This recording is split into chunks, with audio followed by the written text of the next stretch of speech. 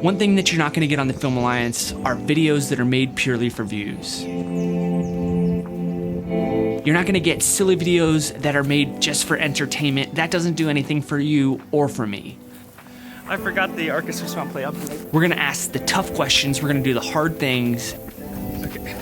And you and me are going to grow together, my friend. One of our students, Ryan from Tides on Earth, recommended that we review, test, and compare the new Neewer wide-angle lens for the ZV-1 compared to the Ulanzi wide-angle lens that we have done in the past. Now, neither of these companies are sponsoring this video. In fact, no one is sponsoring these videos, so these views are purely my own, as they always are. Now, if you're not 100% schooled up on exposure, I highly recommend you take a look at my free video course called Shutter Speed, Aperture, and ISO before your midterm exam. I'll leave a link to that video in the description. I bought the Neewer wide-angle lens for 79 bucks on Amazon, and Ulanzi sent me this lens about 2 years ago, but right now it's going for $49 on Amazon. The goal for this video is to figure out which one of these two lenses is better for your personal preference. Now, I want you guys to be the judge on which one of these two wide-angle lenses you think is better for the ZV-1 by letting me know in the comment section below, and I will reply to you at no additional cost. And by the way, if at this point in the semester I still have to remind you to like this video, then maybe this isn't the right academy for you. Some of the tests and comparisons that we are gonna do are what's inside the box, how both of these lenses are installed, how the vlog shots look at the vignetting and the distortion on the outside of the frame, what the picture itself looks like, which lens is wider if either of them are, the weight difference, the usability aspect, an autofocus comparison, the threading on the outside of these lenses for both polarizers and ND filters, and my opinion on which one I think is better. And that's what we're gonna cover today on the Film Alliance.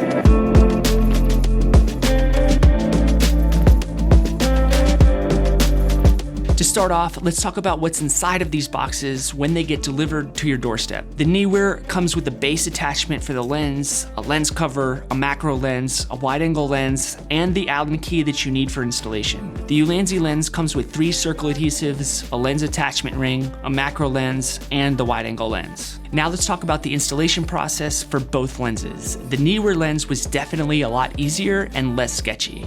You use an Allen key to tighten the base of the lens around the base of the ZV-1 so none of the weight is straining on the motors. Also, once you screw in the actual wide-angle portion to the Neewer base, it extends a tad, which not only looks kind of cool, but it's also a confirmation that no weight is actually on the ZV-1 lens. The way this works is through a spring and tension setup. Now, the one negative to the Neewer installation process is that you actually have to remove the cage from the ZV-1, and as you all know, the cage is one of my favorite accessories for the ZV-1. But other than that, I love the way that it looks and also that it takes the weight off of the motor. Now for the Ulanzi installation process, it takes a little sticky circle adhesive that you attach to the end of the lens on the ZV-1. After you stick that double-sided adhesive to the end of the ZV-1's lens, you attach what appears to be almost like a step-up ring adapter, which allows you to screw the Ulanzi wide-angle lens into the ZV-1 threads. The 3 negatives that I've heard most voiced from my students is that the Ulanzi wide-angle lens is pretty top-heavy or forward-heavy, so a lot of people are nervous that they're going to weaken the motors that are inside the ZV-1 lens. I understand that concern, but my rebuttal is that I've probably opened and closed the ZV-1 over 500 times with this wide-angle lens on the end of it, and so far my motors haven't stopped working. The second negative to the Ulanzi wide-angle lens that I've heard a lot of people voice to me through the comment section is that they're afraid that the lens itself is going to fall off because the adhesive isn't sticking. Now, I've never personally experienced that, but people have commented that that has happened to them. The third negative that I've dealt with the Ulanzi wide-angle lens is when you attach this little step-up ring attachment to the end of your ZV-1, it kind of has to stay there in place, because you can't really remove this thing after you put it on because it's on by a sticky adhesive. A bullet point for your notes under that negative is once you do end up taking it off, like I had to when I wanted to install the Neewer wide-angle lens, it left a nasty adhesive glue on the end of my ZV-1, and my ZV-1 no longer looks pretty. So when it comes to usability, I would recommend the Neewer lens because you'll definitely find yourself in less sticky situations. And also you won't put any strain on your ZV-1 lens. Now, how much strain is there actually? How much do each one of these things weigh? The Neewer lens is 205 grams and the Ulanzi lens comes in at 118 grams. So the entire setup with the ZV-1 for the Neewer is 494 grams, and the entire setup with the ZV-1 for the Ulanzi is 410 grams. Wait a second, that doesn't make any sense. Oh yeah, I forgot to put the step-up ring in that equation, so give or take 3 grams. Now let's get into the nitty-gritty and see what both of these lenses look like in practice. Let's jump outside and look at what the vlog image looks like out of both of these lenses. So this is the Neewer wide-angle lens on the Sony ZV-1. When you buy the ZV-1 straight off the shelf, it gives you 24 millimeters. But once you activate active stabilization, which I have set right now, it goes up to about 30 millimeters. So then you put a wide angle lens on the ZV-1 just like this, and it brings you back to about 18-ish, 20-ish millimeters, which makes it a perfect vlogging camera when your arm is fully extended like mine is right now.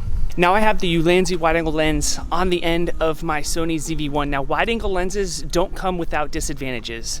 Kind of take a look at the outer frames on both of these different shots from these different lenses and kind of see how it gives almost like a fisheye. By the way, I'm using the Mimbo M1 on top of my ZV-1 as my microphone, which makes this kind of like the perfect microphone if you're into vlogging. I'll make sure to leave the link to this microphone in the description. So I don't know which one looked better. They looked kind of the same to me as far as the distortion and the colors go.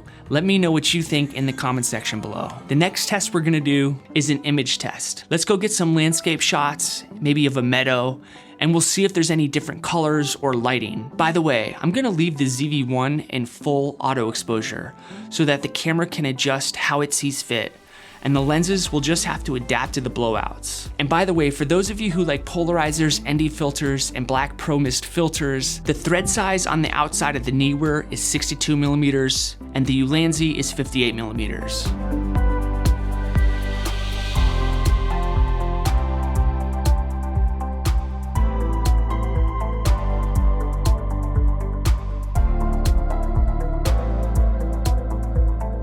So now that we got some of those key tests out of the way, let's see if autofocus is affected by the glass out of these lenses. With the ZV-1 having lightning speed autofocus, it'll be interesting to see which lens is faster.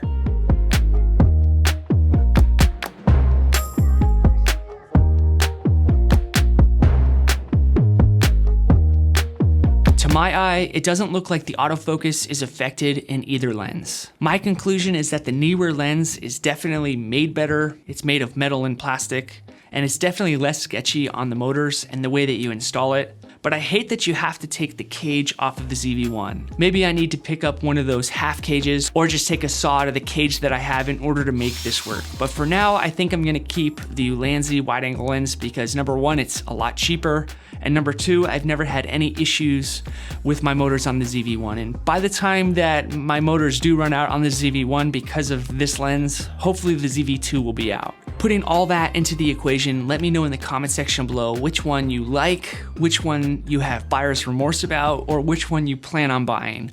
I'm Joe, your film coach and life professor, and until the next video, have a nice week.